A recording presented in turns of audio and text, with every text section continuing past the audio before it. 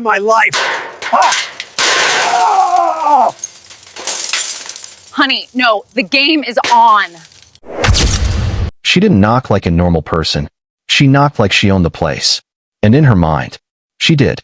What she didn't know was that the thing she was about to destroy wasn't just mine. It was federally registered. And by the end of this, her life in this neighborhood would be over. I moved into that neighborhood for one reason. Peace. Not the kind you post about online. Not the kind you brag about. The real kind. The quiet kind. The kind you feel in the morning before the world wakes up. You know the type of place I'm talking about. Wide streets that never felt crowded. Lawns trimmed so evenly they almost looked artificial. Mailboxes lined up like they were part of some invisible rulebook. Even the air felt slower there. Predictable. Calm. Safe. Every morning had the same rhythm. Same sunlight coming through the window. Same coffee brewing. Same chair on the porch. Same view. And right on schedule. That one dog down the street would bark. Exactly 7 a.m. Not 6:59. Not 7:01. Exactly 7. At first it annoyed me. Then it became part of the routine. Like a signal. Like a reminder that everything was exactly where it was supposed to be. For 6 years. Nothing changed. No drama. No arguments. No unexpected problems. Neighbors waved. That was it. No one crossed lines. No one created tension. And I made sure I stayed out of everything. I worked from home. Kept my head down. Did my job. Enjoyed my space. I didn't attend HOA meetings. Didn't involve myself in neighborhood discussions. Didn't need to. Because everything worked. And when things work, you don't go looking for problems. There's something people don't talk about enough. About a quiet life. It's not boring. It's stable. It gives you space to think. To breathe. To exist without constant interruption. No chaos. No unnecessary conversations. No forced interactions. Just routine. And routine, when it's good, is peace. But peace doesn't last forever. Not when the wrong person walks into the picture. The day she arrived, everything shifted. Not loudly. Not obviously. But enough that you could feel it. Moving trucks lined the street. Big ones. Multiple. Workers going in and out. Boxes stacking up. Furniture being dragged. Doors opening and slamming. That kind of noise usually fades into the background. But this time, it didn't. Because right in the middle of all that movement, she stood still. Watching. Not helping. Not directing. Watching. Perfect posture. Like she had rehearsed it. Sharp eyes scanning everything around her. Every house. Every yard. Every detail. And in her hand, a clipboard. That's what stood out. Not her clothes. Not her expression. The clipboard. Because people don't carry clipboards when they move in. They carry stress. Boxes. Confusion. She carried control. Even from a distance. You could tell. This wasn't someone settling in. This was someone evaluating. Like she wasn't joining the neighborhood. She was inspecting it. And that feeling, it stuck. Within a few days, people started talking. Not loudly. Not directly. But enough that you'd hear things in passing. She already filed a complaint. About what? Someone's fence height. Another voice. She reported the house on the corner. For what? Trash bins visible from the street. And then another one. She actually measured someone's lawn. Measured. Not guessed. Measured. That's when I realized. This wasn't normal behavior. This wasn't someone adjusting. This was someone enforcing. And I remember thinking, it's fine. I don't interact. I don't cause problems. I follow rules. She won't bother me. That thought lasted about a week. It was a Tuesday morning. Nothing special about it. Just like every other morning. Same routine. Same coffee. Same chair. Same quiet. The kind of quiet you don't notice until it's broken. And then, bang, bang, bang. The sound cut through everything. Sharp. Heavy. Aggressive. Not a knock. Not even close. This was deliberate. The kind of knocking that says, open the door. Now. I paused for a second. Just a second. Because in 6 years, no one had ever knocked like that. Then it came again. Bang. Bang. Bang. No patience. No hesitation. I got up. Walked to the door. Opened it. And there she was. Exactly as I expected. And somehow, worse. No smile. No greeting. No hello. No introduction. Just a piece of paper. Held up in front of me. Like a badge. Like authority. You are in violation. Flat voice. No emotion. No context. Just accusation. I blinked. Tried to process it. For what? Simple question. Reasonable question. She didn't answer right away. Didn't even look at me. Instead, she raised her hand and pointed. Past me. Toward the backyard. That satellite dish. That's when I knew exactly what this was about. Now here's where things actually mattered. Because that dish wasn't random. It wasn't decoration. It wasn't some cheap setup from a store. And it definitely wasn't optional. Years ago, before I moved here, I worked in emergency communications contracting. Not something I talked about. Not something I needed to explain to neighbors. But it came with certain habits. Certain systems. And that satellite dish was part of one of them. A backup communication system. Registered. Documented. Approved. Everything about it was legal. Everything about it was within guidelines. Not HOA guidelines. Federal ones. And there's a difference. A big one. So I did the normal thing. The calm thing. I explained. This isn't standard residential equipment, I said. It's part of a registered system. It complies with federal regulations. Clear. Simple. Factual. She finally looked at me. Really looked. And in that moment, I could see it. She didn't care. Not about the explanation. Not about the legality. Not about the facts. It's visible, she said. It's not approved by the HOA. That was it. That was her entire argument. Not illegal. Not dangerous. Not harmful. Visible. And not approved. I paused. Because right there, everything became clear. This wasn't a misunderstanding. This wasn't confusion. She wasn't trying to understand. She had already decided. It needs to be removed, she added. No discussion. No negotiation. Just a demand. And that's when I said it. No. Not loud. Not aggressive. Just no. Simple. Calm. Final. And something about that word changed everything. You ever notice how some people react when they're told no? Not disagreement. Not discussion. Reaction. Immediate. Personal. That's what this was. Her expression shifted. Just slightly. But enough. Like something inside her didn't accept that answer. Like it wasn't even an option. She didn't argue. Didn't raise her voice. Didn't threaten. Not yet. She just stared for a second. Then lowered the paper. You'll be hearing from us, she said. Turned around. Walked away. And just like that, it started. The first letter came 2 days later. Official envelope. HOA letterhead. Cold tone. You are hereby notified. Standard language. Standard format.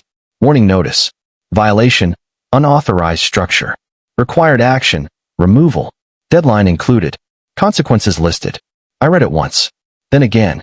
Then I responded. Calmly. Professionally. Attached documents. Registration proof. Compliance references. Send it certified. Tracked. Delivered. No response. A few days later. Another letter. This time with a fine. Small. Almost symbolic. Like a test. I responded again. Same process. Same documentation. Same proof. Same delivery. Still. No response. Then another letter. Bigger fine. Then another. Even bigger. Each one colder than the last. Each one more aggressive. And every single one. Signed by her. That's when it stopped feeling procedural. And started feeling personal. Because this wasn't about correcting a violation. This was about forcing control. The fines kept increasing. Slow at first. Then faster. $50. $200. $500. Then suddenly. Thousands. And the wording changed. The tone shifted. Final warning. Immediate compliance required. Failure to act will result in further action. Further action. That phrase kept showing up. Over and over. Like a countdown. Like a warning of something bigger coming. And I could feel it building. Not just legally. Emotionally. Tension. Pressure. Escalation. Because at some point, this stops being paperwork. And becomes action. I just didn't know when. Or how. But I knew. It was coming. And then one morning. It did. I woke up to a sound I will never forget. Not knocking. Not voices. Not footsteps. Metal. Being hit. Hard. Again. And again. And again. Each hit louder than the last. Each impact sharper. More aggressive. More deliberate. I sat up instantly. Heart racing. Not confused. Not unsure. Certain. Because some sounds. You don't question. You recognize them. And in that moment, I knew. This wasn't a warning anymore. By the time I looked out the window, it was already happening. And there was nothing subtle about it. No hesitation. No doubt. Just pure destruction. I rushed to the window and froze. For a split second, my brain didn't even process what I was seeing. It felt unreal. Like one of those moments where your mind tries to protect you by pretending it's not real. But it was real. Very real. Karen was in my backyard, not near the fence, not standing at a distance. Inside, on my property, holding a hammer, and not just holding it, swinging it, directly at the satellite dish. Clang. The sound cut through the morning air like something breaking that shouldn't be broken. Sharp. Metallic. Violent. Wrong. Another swing. Clang. The dish shook under the impact. Bolts strained. The mount rattled. And in that moment, everything inside me snapped into focus. I didn't think. Didn't plan. Didn't hesitate. I just moved. Out the door. Across the yard. Stop. My voice came out louder than I expected. Sharp. Urgent. But she didn't stop. Not even for a second. Another swing. Harder this time. The edge of the dish bent inward. Metal warping under force. Another hit. Connection snapped. Cables tore loose. The receiver casing cracked. Years of setup. Years of careful installation. Gone in seconds. I got closer. Stop. What are you doing? That's when she paused. Just for a moment. Turned her head slightly. Looked at me. And the expression on her face wasn't panic. Wasn't guilt. It was calm. Controlled. Like she was doing exactly what she believed she had the right to do. This is unauthorized equipment, she said. Her voice steady. Almost rehearsed. I'm enforcing HOA compliance. And before I could respond, another swing. Clang. That's when I realized something. She wasn't reacting. She wasn't emotional. She had already decided this outcome. This wasn't a confrontation for her. It was an execution. And I needed proof. I reached into my pocket, pulled out my phone, started recording, because something deep down told me this wasn't going to end with just a broken dish. This was bigger. And whatever happened next, I was going to need evidence. You can't do this, I said, trying to keep my voice steady. This is private property. She didn't even look at me this time. Didn't pause. Didn't question. I have authority. For words. That's all she said. But the way she said them, that's what stayed with me. Complete belief. No hesitation. No uncertainty. She believed it. Fully. Like there was no possible way she could be wrong. And sometimes, that's the most dangerous kind of person. Not the one who doubts. Not the one who hesitates. The one who is completely wrong, but completely convinced they're right. Because those people don't stop. Another swing. Clang. The mounting bracket cracked. The dish tilted slightly, hanging at an angle now, barely holding on. I stepped closer. Listen to me, I said. This isn't what you think it is. Still recording. Still watching. Still trying to process how far this had already gone. She ignored me. Completely. Like I wasn't even there. Like I didn't exist in that moment. Just her. And the object she had decided needed to be destroyed. Another swing. Harder. More aggressive. The dish folded inward. Metal bending like paper. The support arm snapped. Wires hanging loose. The system. Failing. And with every hit, I felt this strange mix of emotions. Anger. Shock. Disbelief. But underneath all of that, something else. Something colder. Awareness. Because I knew exactly what that dish was connected to. I knew what it meant for it to go offline like this. And I knew this wasn't just property damage. This was something else entirely. Something she didn't understand. Something she hadn't even considered. But she was about to. Very soon. She just didn't know it yet. She kept swinging. Again. And again. And again. Until there was nothing left to hit. The dish was barely recognizable. Bent. Crushed. Hanging uselessly from what was left of the mount. The receiver shattered. The housing cracked open. Internal components exposed. Dead. Completely dead. And then, just like that, she stopped. No dramatic pause. No realization. Just stopped. Like the job was done. She lowered the hammer slowly. Looked at it for a second. Almost like she was evaluating her work. Then she turned toward me. Finally giving me her full attention. There, she said. Calm. Satisfied. Problem solved. Those words. They echoed in my head. Because from her perspective, it was solved. The violation was gone. The rule was enforced. The authority was applied. End of story. But from my perspective, this was just the beginning. And she had no idea. She dropped the hammer onto the grass. Didn't even bother to pick it up. Didn't apologize. Didn't explain further. She just turned around and walked away. Like nothing had happened. Like this was just another task checked off a list. And I stood there, phone still in my hand, recording the empty space where she had been. The silence that followed. felt heavier than the noise. Because just seconds ago, everything was loud, sharp, violent. And now, nothing. No movement.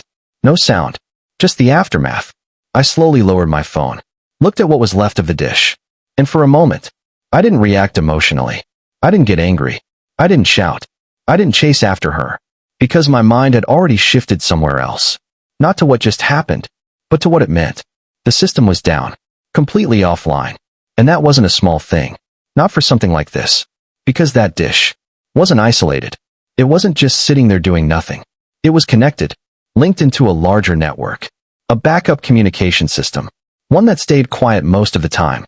One that didn't draw attention. But one that was always active in the background. Always monitored. Always ready. And when a system like that goes down, unexpectedly, it doesn't just disappear. It sends a signal. Or in this case, it stops sending one. And that absence, that sudden silence, that's what gets noticed. Somewhere, far away from this quiet neighborhood, a system would have flagged it. A disruption, a loss of connection, an unexpected shutdown. And when that happens, protocol kicks in. Not immediately obvious. Not loud, but precise. Structured. Intentional. People get notified. Checks get initiated. Questions start forming. What happened? Why did it go offline? Is it a malfunction? Is it interference? Or is it something else? And that's when the response begins.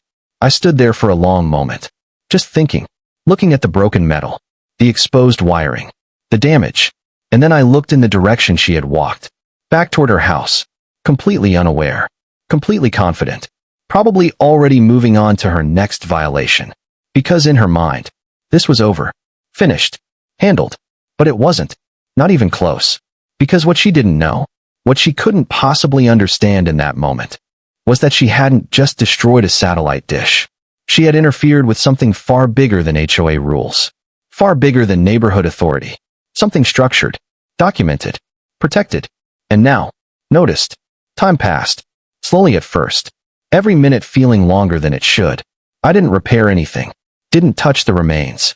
Didn't move the equipment. Because at that point, this wasn't just my situation anymore. This was being handled. Somewhere else. By someone else. I just didn't know exactly when they would show up. But I knew they would. Because systems like that don't just fail without a response. They get attention. And they get it fast. I went back inside. Sat down. Tried to focus. Tried to return to normal. But there was no normal anymore. Every small sound outside made me look up. Every passing car made me wonder. Every moment stretched. Waiting. Not nervously. Not anxiously. Just aware. Because something had been set in motion. Something that couldn't be undone. And about 3 hours later, the neighborhood was going to find out exactly how serious her mistake really was. You know that moment. When everything shifts. When confidence turns into fear.